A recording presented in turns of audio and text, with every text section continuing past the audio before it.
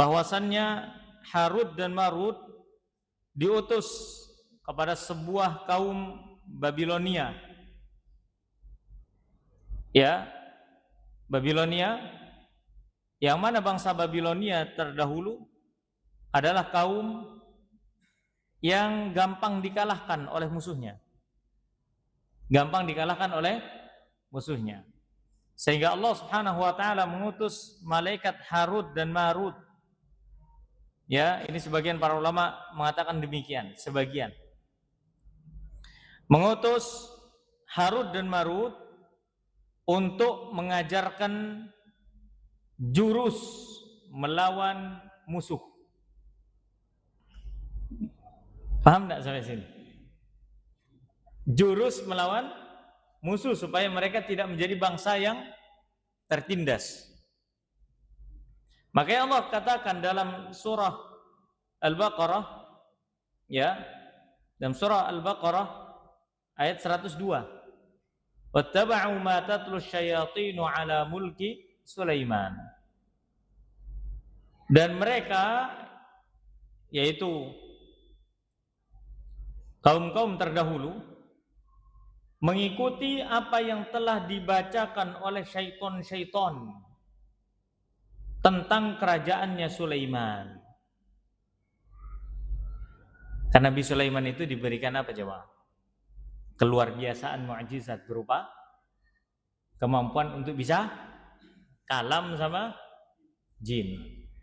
Bahkan jin ifrit itu jadi kuli.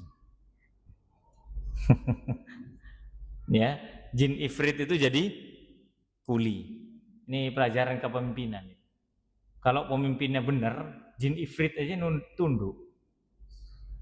Kalau kepemimpinan tidak benar, malaikat pun jadi jin ifrit. Lihat Nabi Sulaiman alaihissalam. Jin ifrit pun jadi tukang, jadi kuli untuk bangun istana. Nah, karena keluar kebiasaan mukjizat itu menjadi sebuah cerita. Menjadi sebuah cerita-cerita yang menyebar di kalangan orang-orang terdahulu, orang-orang berikutnya. Sehingga syaitan itu pandai menggoreng berita. Lihat Sulaiman itu loh, luar biasa dia. Bisa ngobrol sama jin, bisa nyuruh jin, bisa kelihatan jin, bisa ini, bisa itu. Paham ya? Kalau melihat, wallahu a'lam bishawab, apakah ada asar atau dalil yang menunjukkan bahwa Nabi Sulaiman bisa melihat jin? Ada sebagian ulama mengatakan melihat jin, ada yang mengatakan beliau hanya bisa bicara dengan bahasa jin. Itu cuma digorenglah oleh syaitan, ya, dan sehingga mereka menganggap bahwasannya Nabi Sulaiman alaihi salam mengajarkan sihir, ya, mengajarkan sihir. Makanya Allah bantah, wa ma kafara Sulaiman walakinna syayatin kafaru. Sulaiman tidak kufur karena Sulaiman adalah nabi yang mengajarkan umatnya berupa mukjizat, menunjukkan kepada umatnya yaitu mukjizat. Ya. Kemudian kata Allah Subhanahu wa taala, walakinna syayatin kafaru. Akan tetapi yang kufur itu adalah syaitan. Kenapa? Yu'allimuna an-nasa sihra. Karena syaitan itu mengajarkan manusia sihir. Wa ma unzila 'alal malakaini bi Babila Haruta wa Marut. Dan mengajarkan apa yang diturunkan kepada Harut dan Marut. Nah, jadi gini. Ketika bangsa Babilonia itu ditindas oleh kaum-kaum sebelahnya, mereka adalah kalah, kaum yang kalah. Maka Allah utus malaikat Harut dan Marut untuk mengajarkan jurus mengalahkan musuh. Faham sampai sini? Dan Allah Subhanahu wa taala sudah berfirman nih kepada Harut dan Marut serta kepada manusia. Diutus untuk kalian dua malaikat yang menyerupai kalian, yaitu menyerupai manusia. Yang diutus kepada bangsa Babilonia bernama Harut dan Marut. bernama malaikat Harut dan Marut. Wa ma yu'allimani min ahadin, dan tidaklah setiap kali mereka itu masing-masing mengajarkan jurus-jurus mengalahkan musuh. Anda menggunakan lafaz yang mudah dipahami ini. Jurus-jurus mengalahkan musuh, kecuali keduanya mengatakan apa? Innama nahnu fitnatun fala takfur. Ingat ya, kami ini adalah ujian cobaan bagi kalian. Ini memang jurus luar biasa.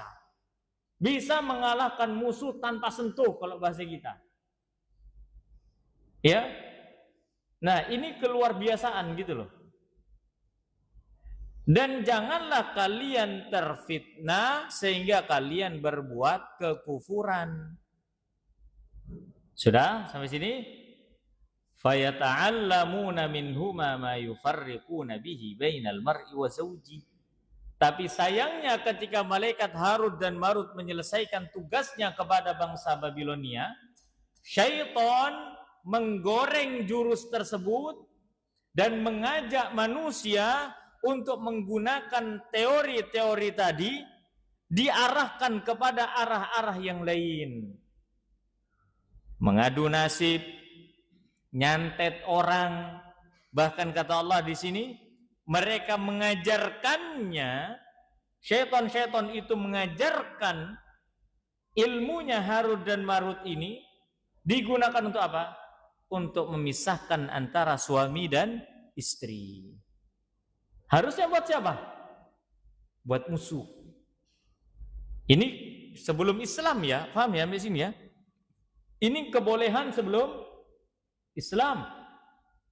Jadi gini jamaah, tidak semua yang dibolehkan sebelum Islam, kemudian ketika Islam datang, tiba-tiba dibolehkan lagi. Tidak. Banyak syariat-syariat terdahulu yang diharamkan oleh Islam. Contoh seperti sujud kepada manusia. Di surah Yusuf alaihi salam, ya, farafa'a abawaihi 'alal arsy wa kharru lahu sujjada. Kata Allah Subhanahu wa taala, Nabi Yusuf mengangkat ayahnya ke atas 'alal arsy, yaitu singgasana rajanya, kemudian wa kharru lahu sujjada. Mereka semua sujud kepada Nabi Yusuf alaihi salam. Karena syariat dulu boleh untuk sujud kepada manusia. Dan dalam syariat Islam Nabi mengharamkan sujud kepada manusia. Begitu pula dengan sihir. Begitu pula dengan sihir dalam Islam diharamkan. Jadi histori adanya sihir itu karena digoreng oleh syaitan, jurus-jurus tadi, Anda menggunakan lafaz jurus ya. Jadi kalau salah koreksi. Jurus-jurus tadi yang seharusnya diarahkan kepada musuh, ini digunakan untuk mengancam sesama mereka. Sehingga terjadilah apa yang terjadi. وَيَتَعَلَّمُونَ مَا يَضُرُّهُمْ وَلَا يَنْفَعُهُمْ. Dan mereka mengajarkan sihir itu menggunakannya juga untuk perkara-perkara yang memudaratkan mereka dan tidak memberikan manfaat kepada mereka. Ini diselewengkan jurus-jurus tadi digunakan untuk sihir-sihir, nyantet-nyantet orang dan lain sebagainya. Para jemaah sekalian yang dirahmati oleh Allah Subhanahu wa taala. Itulah bagaimana kondisi sihir sebelum datangnya Islam. Sebelum datangnya Islam. Yang disalahartikan oleh manusia, disalahgunakan oleh manusia. Sehingga muncul dari situlah perdukunan-perdukunan. Mengadu nasib, mengundi nasib, apalagi bertanya tentang nasib, datang kepada dukun, minta kaya segala macam, maka itu sudah ada sejak zaman-zaman jahiliyah. Ya, makanya zaman dahulu itu begitu hancurnya mereka itu. Pertama, sudahlah dia syirik menyembah kepada selain Allah. Ya, yang kedua, sudahlah mereka suka terhadap jimat-jimat, perdukunan dan sihir. Makanya mereka disebut dengan jahiliyah, bukan mereka tidak berpengetahuan, tidak. Mereka diutus oleh Allah, para nabi dan rasul, namun mereka mengikuti kebiasaan-kebiasaan kaum terdahulu. Bahkan seorang sahabat itu berkata, dahulu kami di masa jahiliyah itu bikin berhala. Jadi kami itu bikin berhala dari tanah liat, oke? Nah, atau kami ini menyembah batu. Kami ini menyembah batu. Tak lihat di sini ada batu contohnya. Kalau menurut kami batu ini layak untuk disembah, kami sembah. Paham maksudnya? Saking sejahiliyah itu gitu. Nanti kalau kami di perjalanan melihat ada batu yang lebih bagus daripada batu ini, pindah Tuhan. Apa? Nyembah batu yang lebih bagus. Kalau ternyata kami tidak menjumpai batu dan tidak menjumpai tanah untuk membuat berhala, apa yang kami lakukan? Ini sahabat ini berkata, yang kami lakukan adalah kami kumpulkan tanah-tanah debu-debu, pasir-pasir, kemudian kami seret kambing, kemudian kami perahkan air susu kambing ke tanah tersebut. Sudah diadon, habis itu diapain? Dibentuk bulat, disembah. Dan kami tawaf di situ. Saking jahiliyahnya coba. Itu zaman dulu. Sudahlah dia jahiliyah menyembah kepada selain Allah dengan cara yang sedemikian buruknya. Yang kedua, mereka juga getol terhadap sihir dan perdukunan. Orang-orang sebelum datangnya Islam itu, kalau mereka punya apa? Punya problem, mereka datangnya ke dukun, mereka datangnya ke tukang sihir, mereka minta solusi. Ini orang jahiliyah terdahulu. Ya. Pacakli, ekonomi, apa. Mereka akan berbondong-bondong membawa bawaan-bawaan mereka, harta-harta mereka, kemudian datang ke dukun, minta fatwa, dikasih bayarannya dengan harta-harta mereka, mereka kembali. Dan mereka turuti si dukun itu. Mereka turuti si tukang sihir itu. La haula wala quwata illa billah. Itu zaman dulu. Kalau zaman sekarang Ustaz bukan modern. Situasinya, zamannya memang modern ya. Tapi kebiasaannya itu masih jahiliyah. Loh, jangan pernah tahu enggak? Ada orang nawarkan jasa tanya-tanya perdukunan, fungsinya untuk apa? Supaya menang judi online. Paham? Supaya menang judi online. Sudahlah dia main judi, triknya pakai perdukunan. Itu Allah, itu dosanya gimana? Itu dosanya sudah double-double itu. Dosa besar diborong semua itu sudah. Pertama dia dosa syirik yang paling tinggi, dosa besarnya. Yang kedua perjudian. Na'udzubillah. Maka itulah yang terjadi pada umat ini. Dan mengapa Islam mengharamkan adanya sihir yang nanti akan digunakan sebagai santet ataupun menyihir orang yang tidak dia sukai ataupun menyihir orang yang dia sukai, ya, ataupun mencelakai orang lain. Maka salah satu di antara sekian banyak adalah untuk mengokohkan tauhid umat ini kepada Allah Subhanahu wa taala dan tidak terkontaminasi dengan sihir ataupun kesyirikan. Maka beberapa poin faedah yang sangat-sangat luar biasa dari manfaat menjauhkan diri dari sihir dan perdukunan dalam Islam. Yang pertama adalah menjaga kemurnian tauhid dan akidah. Menjauhkan diri dari sihir dan perdukunan adalah syarat mutlak untuk menjaga kesucian tauhid seorang muslim dari perbuatan syirik besar. Karena syaitan yang mengajarkan sihir adalah kafir. Allah sifati kafir. Wa ma kafara Sulaiman, dan Sulaiman tidak kafir, tetapi syaitan itulah yang kafir.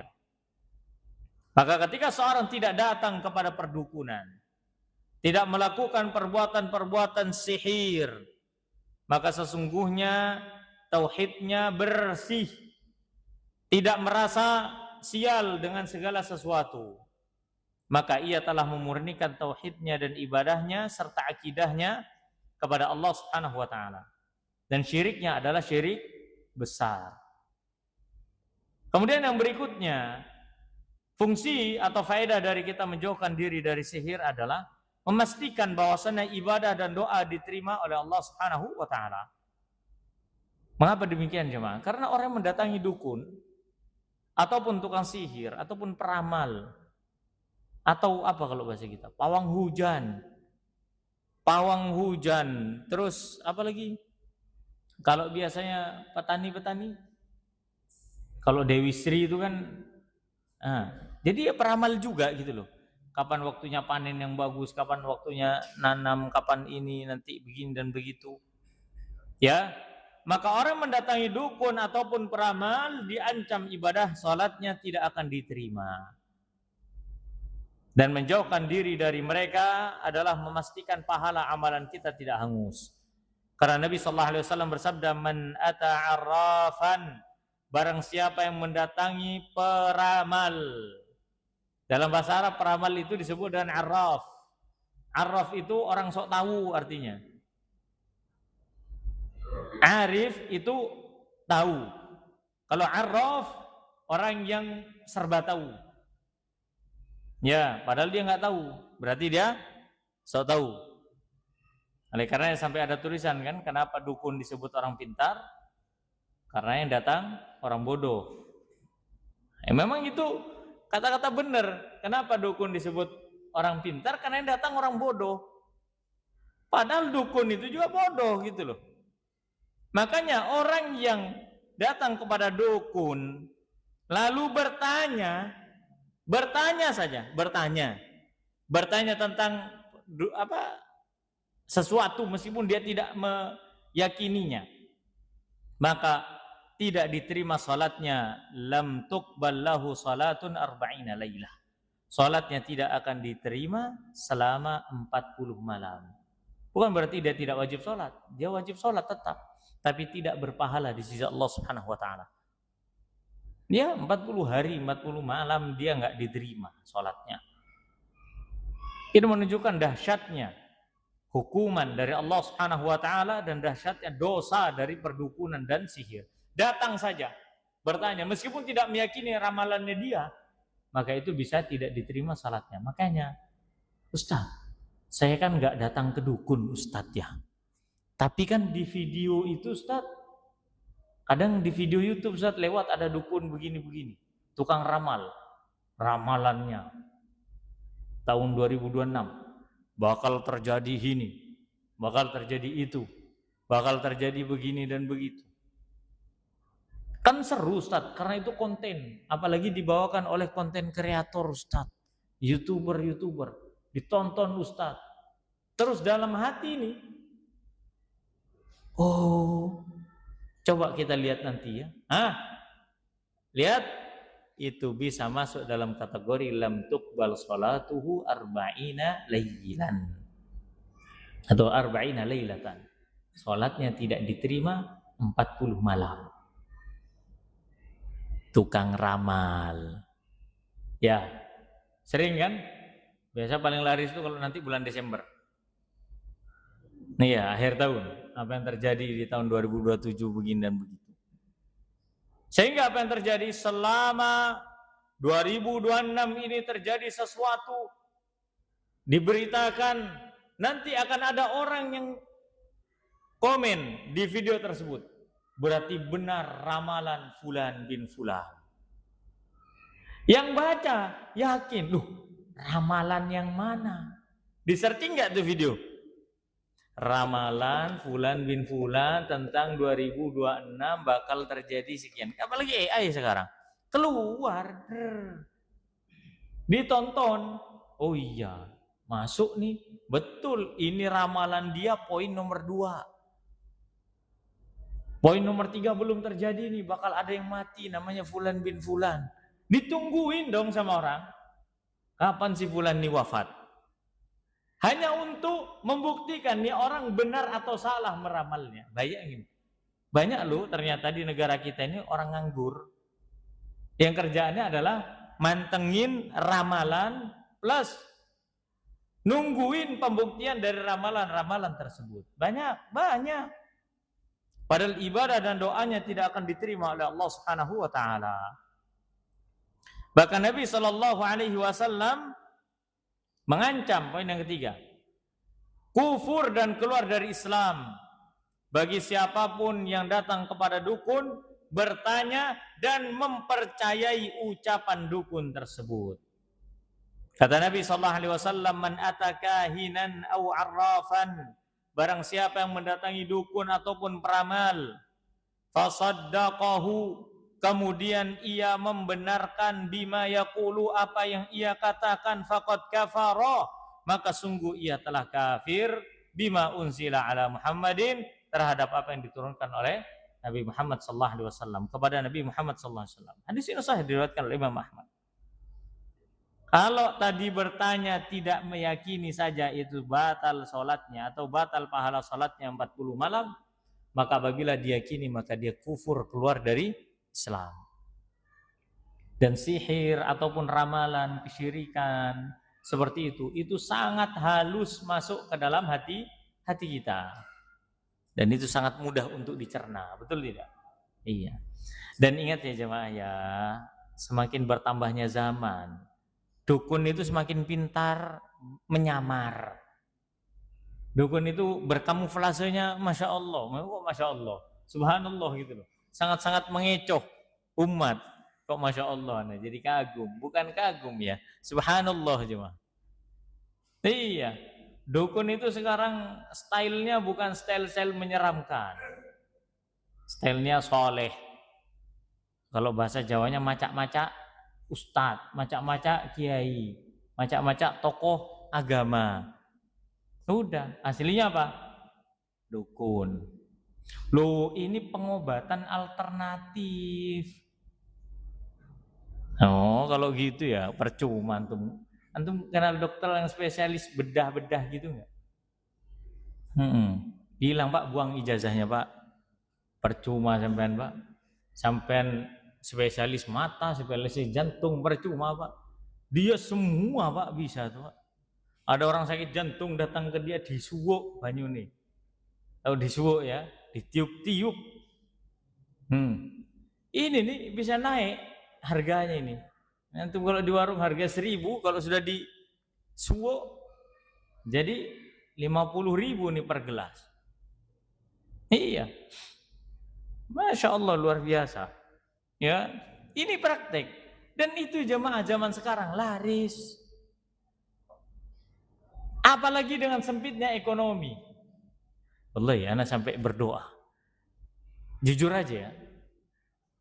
Kalau kami boleh terus terang, apa sih yang dikhawatirkan dari masyarakat ini kalau ekonomi itu menurun? Kami bukan mengkhawatirkan banyak manusia meninggal, enggak. Karena ekonomi sama meninggalnya orang itu sejalan. Yang kami takutkan dari kefakiran dan kemiskinan itu adalah kekufuran. Paham ya maksudnya? Yang kami takutkan dari kefakiran itu bukan nih orang bakal wafat kasihan kelaparan, enggak. Tapi kekufuran yang muncul. Kenapa Ustaz? Karena gini, memang ada hadisnya dhaif, ada yang menilai hasan, ada yang menilai dhaif, tapi maknanya benar. Kadal faqru ayyakuna kufran. Hampir-hampir kefakiran itu mengantarkan kepada kekufuran. Kefakiran mengantarkan kepada kekufuran. Contoh mudahnya saja, banyak orang ketika ekonomi sulit, terus tiba-tiba datang superhero nih, berpakaian Islami ini ya, terus bilang, kesulitan ekonomi datang kepada kami, insya Allah kami bantu. Ini buktinya, bak foto orang bawa duit segepok, datang nggak? Datang. Gimana caranya saya ekonomi supaya begini. Oh iya, nanti baca ini, baca itu, nanti amalkan ritual gini, amalkan nanti datang kepada saya begini. Orang yang sakit datang pengobatan alternatif. Orang yang nggak punya duit datang minta duit. Meskipun ini dukun berkopiah, berjubah, nyamar semua. Nggak ada sekarang itu dukun-dukun yang menyeramkan. Bahkan kalau dukun itu nggak pede, maka dia akan bekerja di balik layar. Ada sekarang itu, pelayanan dukun, ada call centernya malahan. Iya, ada call centernya. Jadi nanti marketingnya itu lewat WA, lewat IG, lewat Facebook, lewat mana? Jasa ramal, jasa tanya-tanya. Bahkan ada yang lebih konyol lagi. Apa itu? Ilmu sihir putih. Terbukti sejak zaman Sulaiman. Diajarkan Harut dan Marut. Bersanad. Nggak tambah pusing tentu dengernya. Ada begitu? Ada. Nanti sampai bapak-bapak ngomong, ini bersanad. Jadi amalkan amalan ini, nanti kalau terbukti silahkan hubungi saya. Jadi suruh baca zikir, terus nanti suruh beli apa kayak liontin atau apa begitu. Ini katanya sudah dicelupkan ke dalam air, begini sudah begini, dan ini bersanad. Ajib memang. Memang luar biasa nih. Punya sanad, punya ijazah. Antum kajian 10 tahun di sini nggak punya ijazah kan? Dari Ustadz Abu Ghozi, dari Ustadz Ali, betul kan? Orang ngamalin dukun loh, punya ijazah. Coba. Bisa mendatangkan begini dan ilmu putih. La haula wala quwata illa billah. Bahkan di pondok-pondok pesantren itu loh diajarkan. Mondok bukannya bisa baca kitab malah jadi sakti semua. Tujuan untuk apa? Padepokan ini. Anti bacok, anti ini, anti itu. Tolonglah yang kebal-kebal tuh, bantulah tentara Indonesia itu di Papua itu sana. Daripada antum cuma pamer-pamer tiap ada pasar malam, ya kan? Nah, iya, mendingan kemana? Ke Papua tuh sana, ya berangkat. Ya bantu saudara-saudara TNI dan Polri di sana itu, yang mereka jadi korban. Kan bekal katanya, apa kebal, nggak perlu bawa tank, nggak perlu bawa tembak, nggak perlu pakai baju pelapis, sudah. Bilang, maju semua. Saya punya ilmu-ilmunya. Nggak ada, nggak akan fungsi. Oleh karena para jamaah sekalian rahimakumullah, dicap kufur oleh Nabi SAW jika seorang itu mempercayai dukun-dukun yang telah menyampaikan berita-berita. Ya. Lalu pertanyaannya begini, Ustadz, apakah orang yang suka-suka meramal dengan teori-teori konspirasi juga bisa dimasukkan ke dalam kategori dukun? Maka jawabannya adalah bisa jadi. Karena kalau kita melihat dan mendengar dalil-dalil tentang perkara-perkara gaib, yang harus dikedepankan adalah iman, bukan mencari bahan. Antum tahu dalil bahwasannya di dalam Al-Quran ada Ya'juj dan Ma'juj, betul? Wah, ini orang yang gandrung konspirasi ini. Ini bahaya nih, biasanya orang yang hijrah itu salah satu penyakitnya adalah pecinta konspirasi. Terutama kalau berkaitan dengan isi Al-Quran, terus dijadikan teori konspirasi. Seneng. Dulu sampai ada ustadz spesialis kiamat. Jadi bahasan kajiannya itu apa? Tanda-tanda kiamat, bagus. Kita nggak mengatakan nggak bagus, bagus. Tapi kalau disisipi dengan teori konspirasi, masuknya dalil Al-Quran dan Sunnah dijadikan sebagai ramalan, pendukung ramalannya dia. Bahkan membuat masyarakat Indonesia itu panik gara-gara dia meramal bakal terjadi kiamat. Bakal terjadi apa? Kiamat. La haula wala quwata illa billah. Itu terjadi jemaah. Pernah ada yang ingat?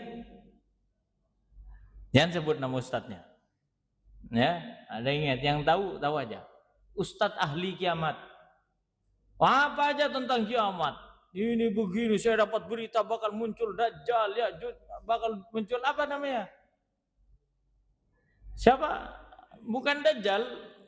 Iya, Dajjal lahir sudah karena ada sapi merah begini. Di Madura banyak sapi merah. Main sana tuh. Tapi apakah tanda kiamat? Enggak, dibuat karapan sapi. Bukan tanda kiamat itu. Ada aja. Wallahi di hari itu anak sampai ingat sekali. Anak kami waktu itu sedang sakit, butuh pijit nih di Pasuruan nih, butuh pijit nih. Kami datang itu. Biasanya hari itu ibu tukang pijitnya itu buka, tapi tutup. Kami getok-getok pintunya. Bu, mohon maaf, ini anak saya sakit, bisa ditangani segera. Kalau jenengan nggak dibukakan pintu, nggak dibukakan jendela, cuman buka gorden sedikit, terus bilang, maaf kami tutup karena takut turun bala. Sebagaimana edaran-edaran ini katanya sudah mau kiamat. 2 hari kami tutup. Karena apa? Mau kiamat. Kiamat, coba kiamat itu. Pernah. Bahkan di tempat kami di Madura itu pasar tutup 2 hari, bukan karena hari raya jemaah, karena orang takut kiamat.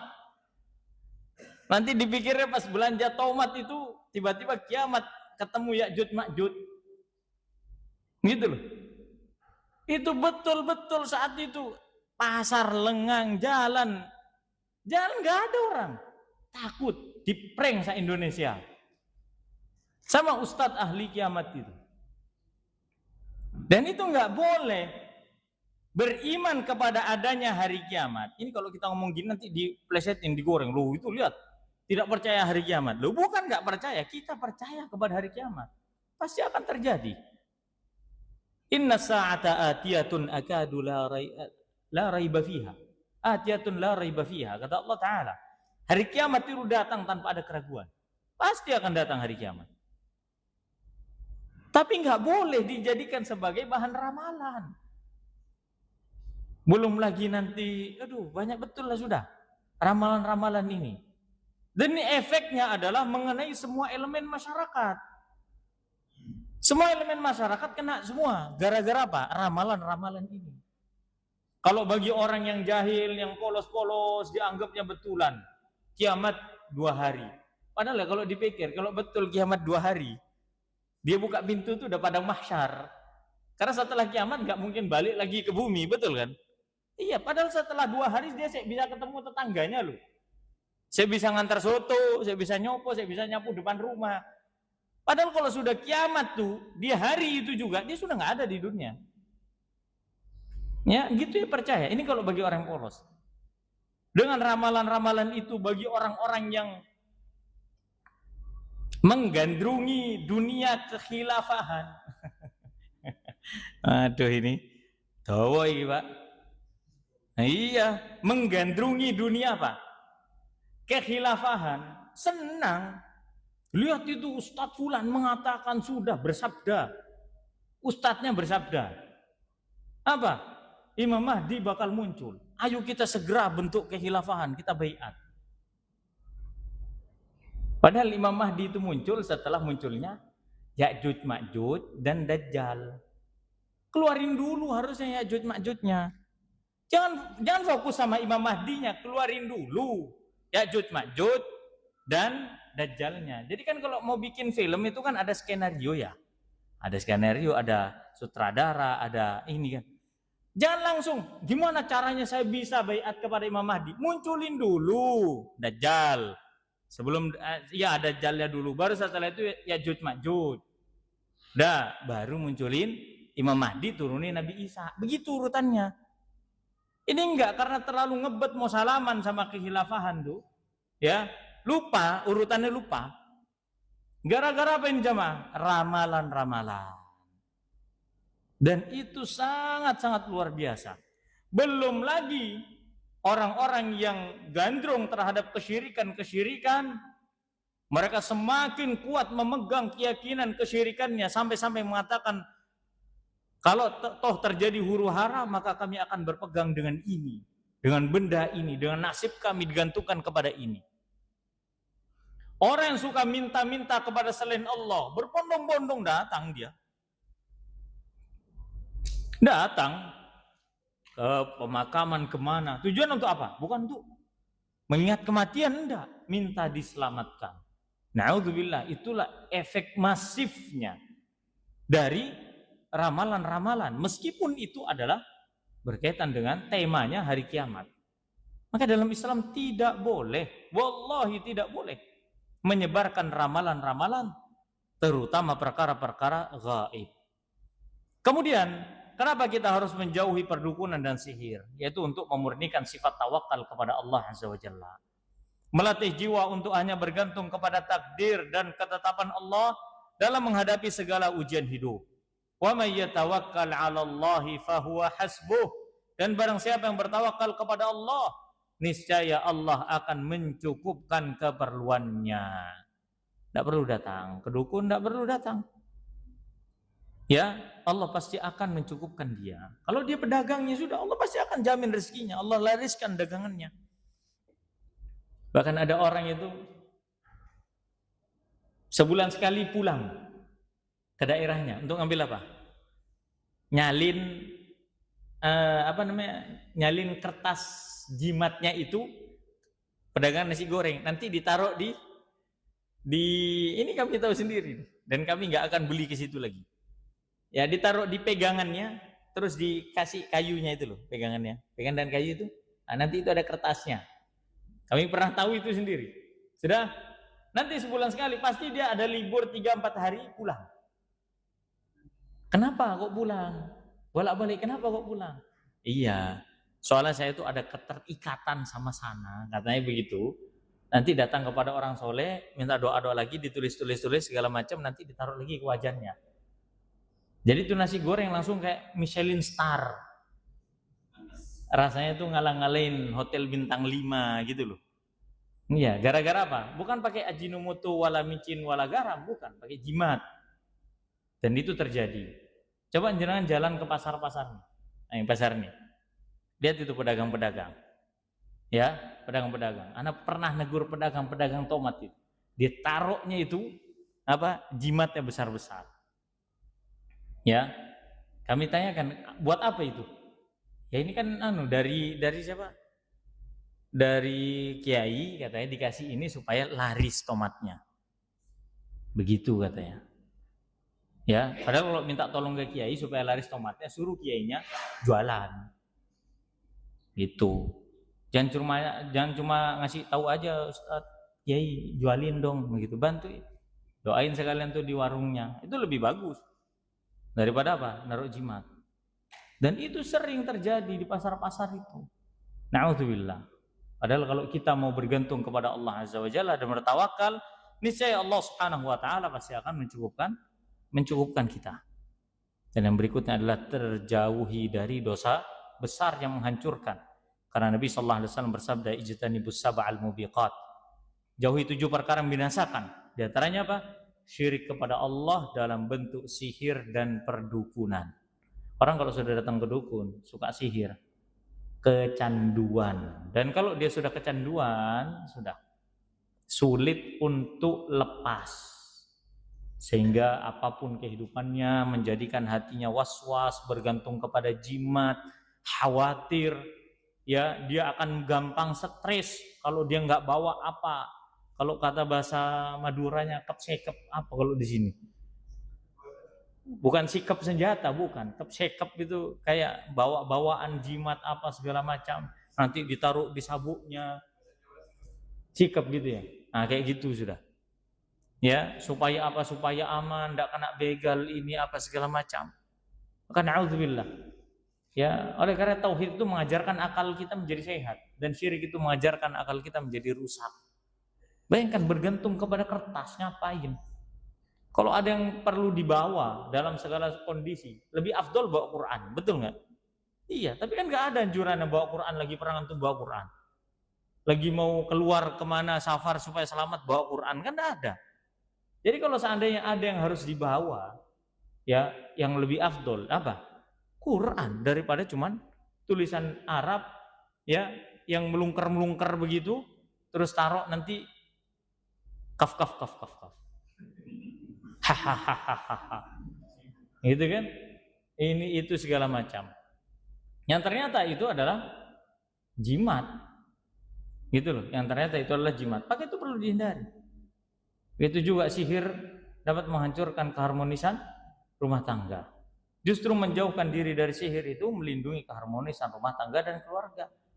Maka ajarkan anak-anak kita, istri kita, jangan suka nonton ramalan, jangan suka ini, jangan suka itu. Kalau ada was-was berlindung kepada Allah. Tidak perlu apa? Tidak perlu bertanya-tanya. Ya, tentang sihir, tentang jin, tentang ini dan itu kepada orang-orang yang dianggap pintar padahal dia adalah orang yang sok tahu. Wallahu a'lam bishawab.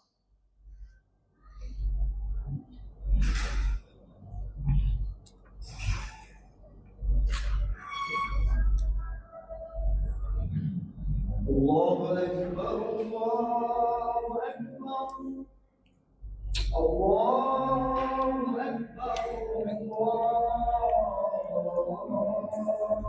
Allahu Akbar. Asyhadu an la ilaha illallah.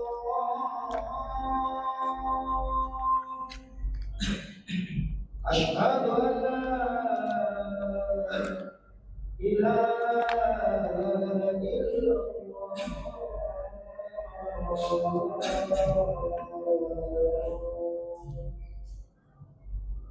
Asyhadu anna Muhammadar Rasulullah.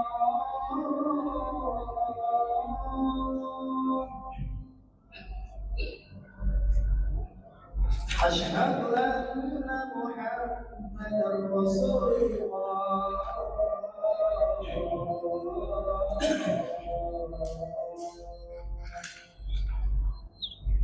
Hayya 'alas shalah.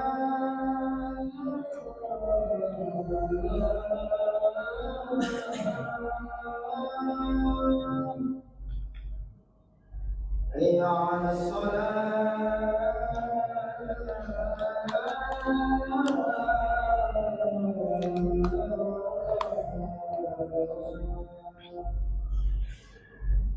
Hayya 'alal falah.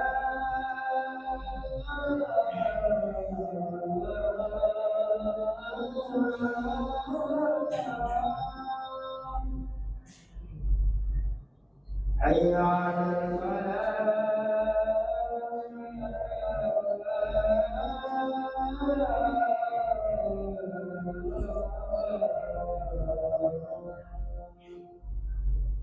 Allahu Akbar, Allahu Akbar. La ilaha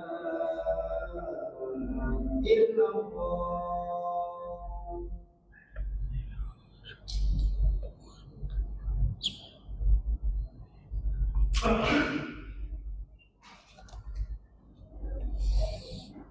Alhamdulillah wassalatu wassalamu ala Rasulillah wa ala alihi wa sahbihi wa man walah.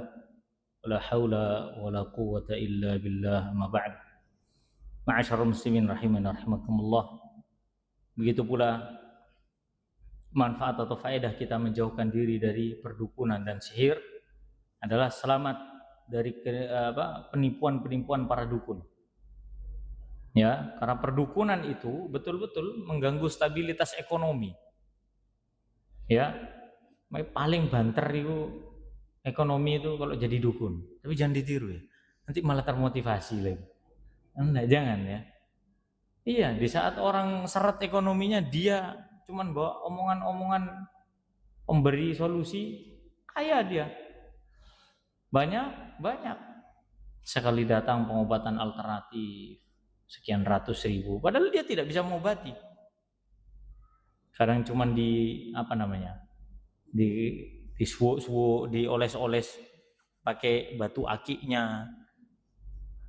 La ilaha illallah. Itu terjadi. Tarif-tarif pengobatan palsu, mahar jimat. Jadi jimat itu ada maharnya. Ya. Dan orang seperti itu penghasilannya haram. Penghasilan dukun itu apa, Ustaz? Haram. Jadi bahkan sebagian ulama itu mengatakan apa? Kalau ada orang sebelumnya jadi dukun, terus dia punya aset. Terus setelah itu dia tobat. Aset ini nggak boleh dia miliki. Pada suatu ketika Abu Bakar, ya Abu Bakar As-Siddiq radhiyallahu anhu. Sama budaknya itu dikasih susu. Heranlah Abu Bakar. Loh, kamu punya duit buat beli susu, bukannya budak nih? Punya. Dari mana duitnya? Ini penghasilan saya dulu sebelum jadi budak. Loh, apa profesinya? Tukang ramal, dukun. Dimuntahin sama Abu Bakar. Itulah kenapa sebagian ulama mengatakan nggak boleh makan hasil dari praktek perdukunan atau tukang ramal.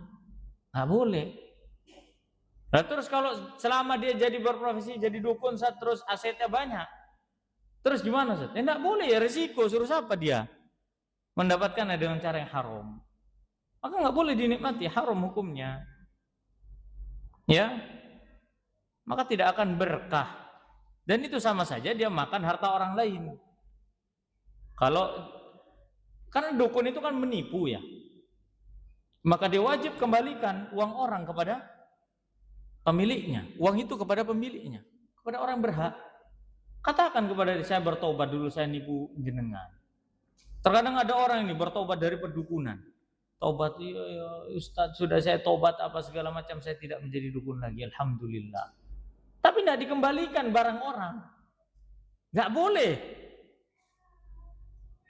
Bahkan ada nih persaksian mantan dukun supaya orang waspada, tapi dia lupa bahwasanya dia dulu menipu orang dengan menarik uang-uang mereka dalam praktek perdukunan. Itu harus diapain? Kembalikan. Nah, sama apa reaksi orang itu ketika dia tahu bahwasanya dia tertipu? Pasti apa? Minta uangnya kembali, dan dia wajib untuk mengembalikan itu. Kemudian praktek perdukunan, ketika kita menjauhinya, itu tidak memberikan ruang bagi syaitan untuk menguasai diri kita. Karena Allah Ta'ala berfirman, wa annahu kana rijalun minal insi ya'uduna birijalin minal jinni fazaduhum rahaqa. Dan bahwasannya ada beberapa orang laki-laki di antara manusia meminta perlindungan kepada beberapa laki-laki di antara jin, maka jin-jin itu menambah bagi mereka dosa dan ketakutan. Pengobatan alternatif, ini orang stroke apa segala macam, darah tinggi, didatangkan syaitan, dimasukkan supaya menahan rasa sakitnya. Itu bukan solusi, itu nambah penyakit saja. Ya, belum lagi itu solusi palsu yang menyesatkan. Ya, maka cukup bagi kita dengan apa?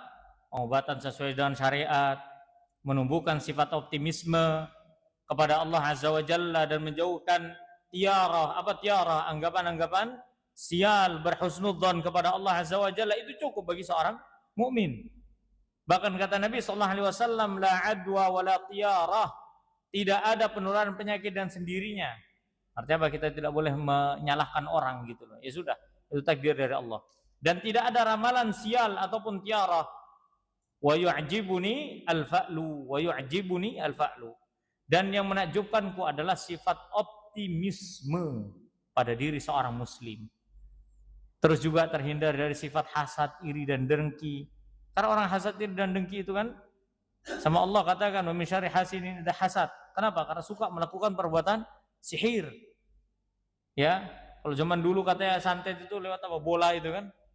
Nah, segala macam udah nanti menimpa orang yang tidak dia sukai sehingga mendapatkan kemudaratan.